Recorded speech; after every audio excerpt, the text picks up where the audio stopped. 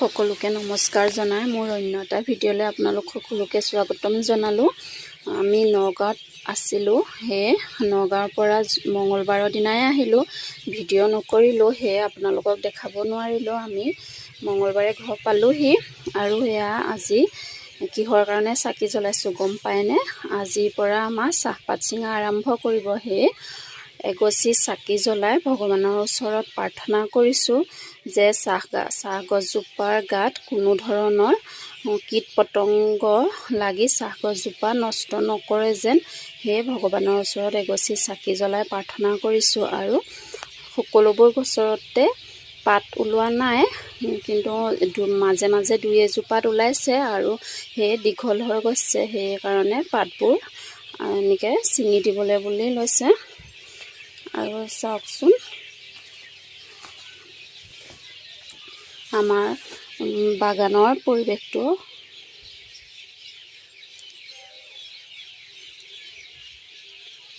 এইফালে চাকি গছ জ্বলাই হোৱাৰ পাছত এনেকৈ দুখিলামান পাত দাদাই ক'লে তুমি ছিঙি দিয়া, আৰু মই এয়া দুখিলামান পাত এনেদৰে ছিঙি দিলোঁ।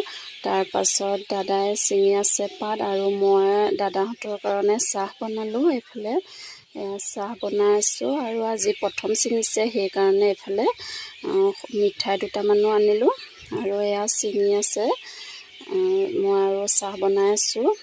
তাৰপাছত এয়া চাওকচোন, পাত ওলোৱা গছকেইজোপা দেখিবলৈ কিমান ধুনীয়া হৈছে। আৰু এইফালে আমাৰ দোকানলৈকে পাত আনিছে। এয়া আমাৰ ঘৰৰ পাত নহয়, এয়া পাত কিনি লোৱা পাত হয়। আৰু এইফালে আপোনালোককো অকণমান দেখাই দিলোঁ। তাৰপাছত এয়া প্ৰায় 4টামান বজাত পাত নিবলৈ গাড়ী আহিলে।